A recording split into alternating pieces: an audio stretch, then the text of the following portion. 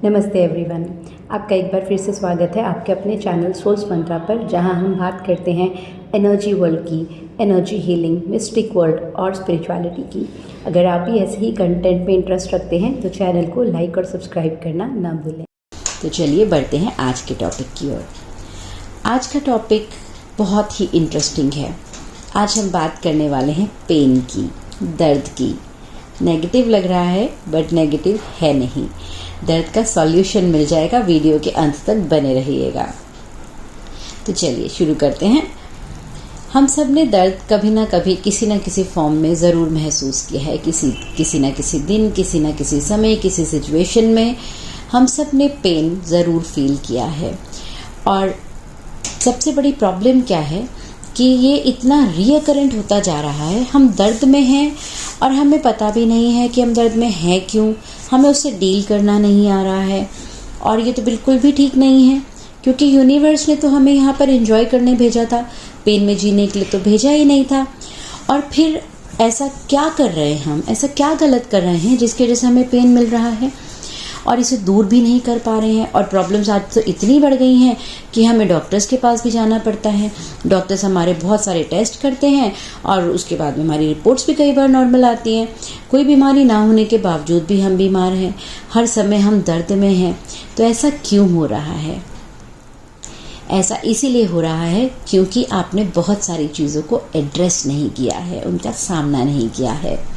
जैसे हमारी बॉडी को सांस लेने के लिए ऑक्सीजन चाहिए ना, वैसे ही हमारी बॉडी को खुद को एक्सप्रेस करने के लिए इमोशंस भी चाहिए होते हैं।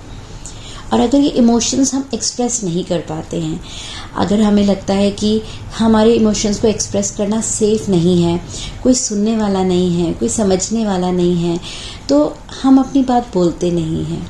और उसकी वजह से हमारी एनर्जी बॉडी में जगह जगह पर ब्लॉकेजेस क्रिएट होने शुरू होते हैं। और एक बार ही अगर ये ब्लॉकेज आने शुरू हो जाते हैं एनर्जी लेवल पर, तो फिर धीरे धीरे ये फिजिकल बॉडी में भी मैनिफेस्ट होने शुरू हो जाते हैं। फॉर एग्जाम्पल, अगर आप लगातार अपने घुटनों में बहुत दर्द महसूस कर रहे हैं ना, और टेस्ट में अपेरेंटली कुछ आ भी नहीं रहा है, फिर भी घुटनों में दर्द होता रहता है, आपको उठने बैठने में मुश्किल होती है, जोर लगाना पड़ता है उठने बैठने में, तो आप मान लीजिए कि एनर्जी लेवल पर आपने अपने ऊपर बहुत सारा भार इकट्ठा किया हुआ है। ज़रूरी नहीं है ये भार सही हो या गलत हो, ऐसा इसका कोई डेफिनेशन नहीं है, मगर आपने, हर इंसान का स्ट्रेस का लेवल अलग होता है, उसको से डील करने का लेवल भी अलग होता है।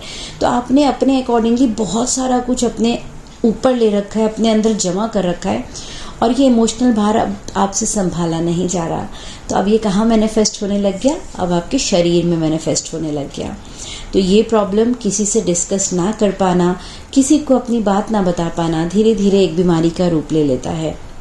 और धीरे धीरे आप देखेंगे कि ये सूनर और लेटर आपके टेस्ट की रिपोर्ट्स में भी कोई ना कोई बीमारी निकल ही आएगी, क्योंकि आप अभी भी उसे एड्रेस नहीं कर रहे हैं। तो हमारे इस दर्द का एक्चुअल कॉज है क्या? ये दर्द आ कहाँ से रहा है?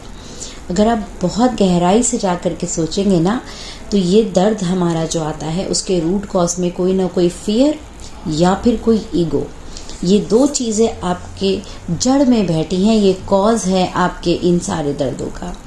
ये जो हमारा माइंड है ना, ये हमारे साथ बहुत गेम खेलता है।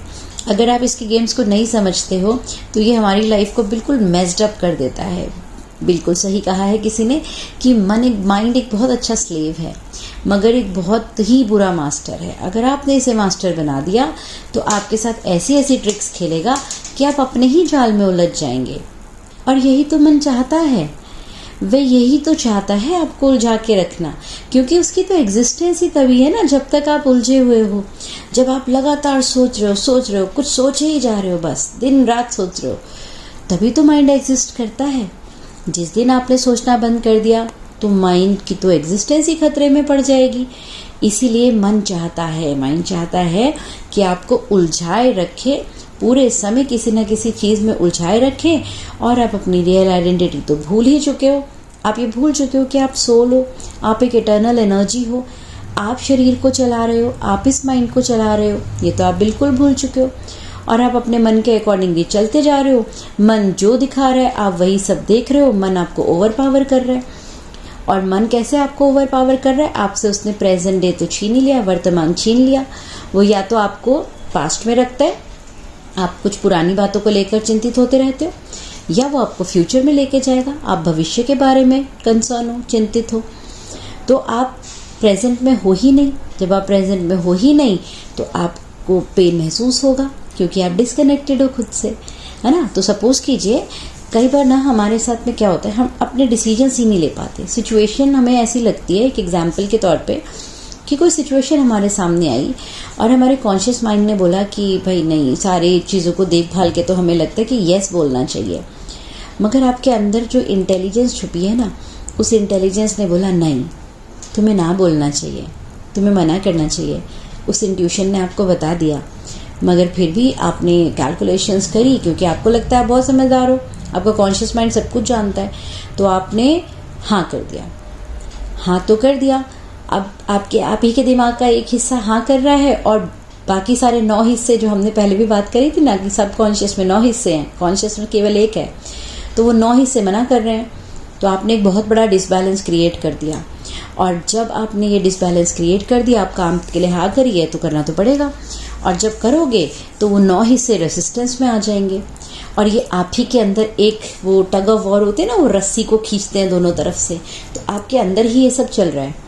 आप सोचो कि हार्मोनल लेवल पर, इमोशनल लेवल पर ये चीज़ कितनी तकलीफदायक है। तो आपने क्योंकि अपने आप को नहीं समझा, आपको ये नहीं समझ में आया कि आपको अपने रेसिस्टेंस को दूर करना ज़्यादा इम्पॉर्टेंट है, बजाय कि बाहर जो इंसान है, जो आपसे अलग है, जो केवल आपकी रियलिटी का हिस्सा है, आप नहीं हो। आपने उन सब को ध्यान में रख के, सिचुएशंस को ध्यान में रख के, आप कई बार ऐसी चीज़ों के लिए हाँ कर देते हो जो आपके साथ सही नहीं बैठती। और अब अगर इसकी गहराई में जाएं तो आपने हाँ करी ही क्यों, इन द फर्स्ट प्लेस क्यों हाँ करी? 2 कारण, वही 2 कारण, या तो फियर या तो ईगो।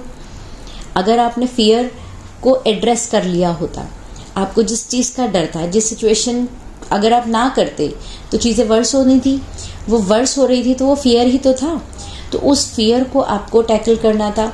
या फिर आपकी ईगो हो सकती है कि मैंने एक बार हाँ बोल दिया, मैं ना कैसे करूँ। तो अपनी ईगो और अपने फियर, हम इनको एड्रेस नहीं कर पाते हैं, और अगर इन्हें एड्रेस करना है तो क्या करना पड़ेगा? चलो सॉल्यूशन की तरफ चलते हैं, है ना। सबसे ज़्यादा ज़रूरी है अपने माइंड को शांत करना। अगर आप 2 मिनट भी आंखें बंद करके बैठोगे ना और अपने पेन से बात करोगे, आपकी बॉडी में कहीं पर भी फिजिकल पेन है ना, उसको एड्रेस करो, उससे बात करो, अपनी बॉडी के उस हिस्से से बात करो, आपको जवाब ज़रूर मिलेगा। अपना ध्यान उस जगह पर केंद्रित कीजिए, और जहाँ पर आपको दर्द महसूस हो रहा है, फिजिकली जहाँ पे महसूस हो रहा है, वहाँ पर जाकर के बॉडी से क्वेश्चन कीजिए कि आखिर ऐसा कौन सा इशू है जिसको मैंने एड्रेस नहीं किया है। ओके। और जब आप लगातार ये चीज़ पूछते रहेंगे तो आपकी बॉडी वापस से आपको रिस्पॉन्ड करना शुरू करेगी और आपको रिप्लाई करेगी कि ये पेन इस कारण से, इस इशू से आ रहा है जिसको आपने आज तक एड्रेस नहीं किया है। और ये बहुत बड़ी बात है, क्योंकि हमारे जो प्रॉब्लम्स है ना, हमारी जो शरीर की बीमारियां हैं, अब रिसर्च बताती जा रही हैं कि 90% हमारी प्रॉब्लम साइकोसोमैटिक है, मतलब ये दिमाग से रिलेटेड है। दिमाग ही हमारी बॉडी को चला रहा है, हमारा माइंड, सबकॉन्शियस, यही हमारी बॉडी को चला रहे हैं सब मिलके, और हमारी बॉडी सिर्फ रिस्पॉन्ड कर रही है, इन सब के इशारों पर काम कर रही है। तो जब हम मेंटल लेवल पर या एनर्जी लेवल पर या सोल लेवल पर चीज़ों को एड्रेस नहीं कर पा रहे हैं, तो वही हमारे बॉडी में as a pain, as a बीमारी मैनिफेस्ट हो जाता है। और फिर हम बीमारी को ट्रीट करते रहते हैं, हम सालों सालों तक बीमारी के सिम्टम्स को ट्रीट करते रहते हैं, बट कुछ ठीक नहीं होता है ना। तो अगर कुछ ठीक करना है तो फिर आज क्या करना पड़ेगा? आज आपको बैठना पड़ेगा, आज आपको देखना पड़ेगा, आपको अपने डर का सामना करना पड़ेगा, ठीक है ना। तो आज मैं आपको एक एक्सरसाइज के साथ छोड़ती हूँ कि आप आज बैठेंगे 10 मिनट के लिए, एक पेपर और पेन लेकर बैठिएगा, और ध्यान में जितना आराम से आप रिलैक्स कर सकते हैं ना, तो एकदम ध्यान से आप बैठकर अपने से बात कीजिएगा कि कौन से ऐसे इश्यूज़ हैं जिसको आपने अभी तक भी एड्रेस नहीं किया है।